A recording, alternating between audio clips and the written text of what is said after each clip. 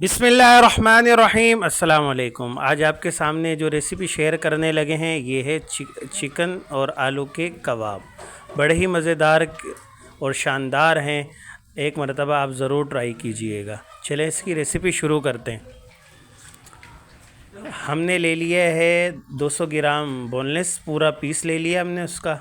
اس طریقے دیکھیں آپ، اس کے ہم ریشے بنائیں گے۔ 1 ٹیبل اسپون ہم نے کٹر مرچ لے لی ہے، 1/2 ٹیبل اسپون چائنیز نمک لے لیا ہے، اور 1.5 ٹیبل اسپون گرم مسالہ، 1.5 ٹیبل اسپون پسا ہوا دھنیا، 1/2 ٹیبل اسپون پسی ہوئی ہلدی، 1/2 ٹیبل اسپون جو ہے پسی ہوئی لال مرچ، 1 ٹیبل اسپون نمک۔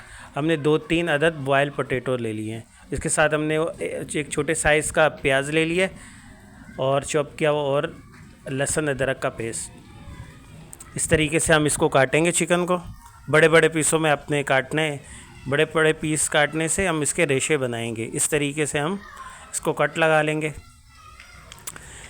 یہ دیکھیں اس طریقے سے۔ یہ جو ہم اس کے بعد ہم نے ایک کڑھائی لے لی ہے، اس کے اندر تھوڑا سا تیل ڈال لیں گے ہم۔ پھر اس کے ہمارا جو لہسن ادرک کا پیسٹ ہے وہ ڈالیں گے، اس کو تھوڑا سا فرائی کر لیں گے ہم۔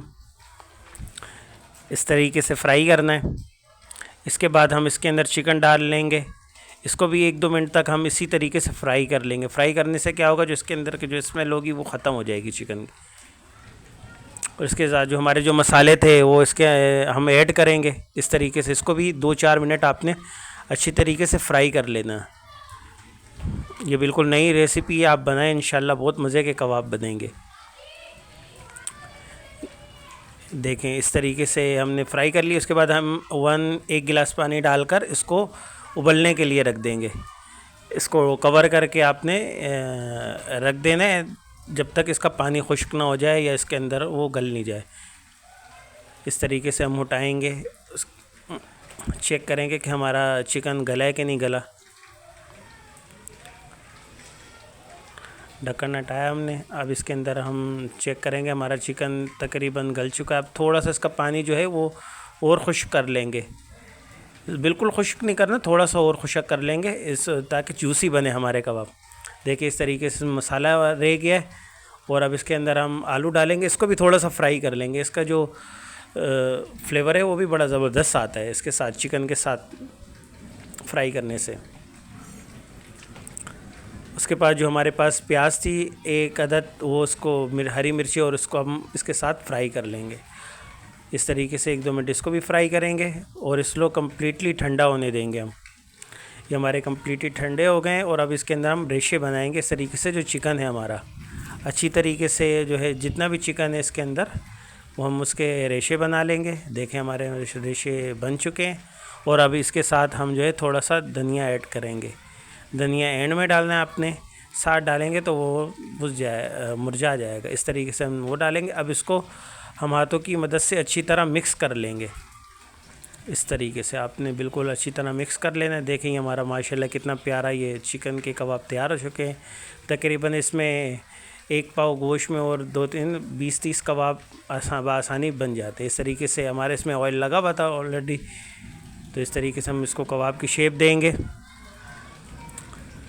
اس طریقے سے ہم اس کو 5-6-7-8 کباب تیار کریں گے۔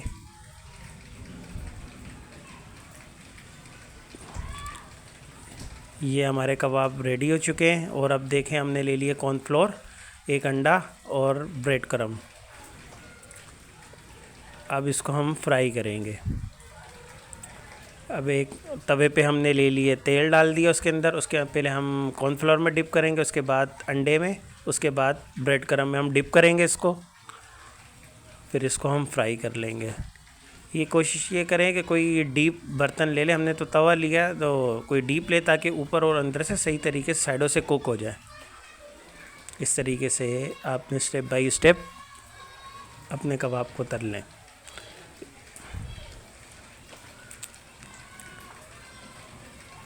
اس طریقے سے ہم اپنے دونوں سائڈ کو کباب تلیں گے۔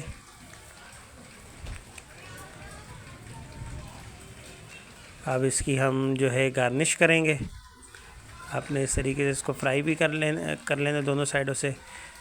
اب اس کی ہم تھوڑی سی گارنش کریں گے خوبصورتی کے لیے۔ دیکھیں ماشاءاللہ ہمارے چکن کے کباب تیار ہو چکے ہیں۔ اگر آپ کو ہماری ویڈیو اچھی لگے ہمارے چینل کو سبسکرائب کریں، شیئر کریں اور بیل آئیکن کو لازمی دبائیں تاکہ اس طرح کی مزید اچھی ویڈیو آپ تک پہنچے۔ اللہ حافظ۔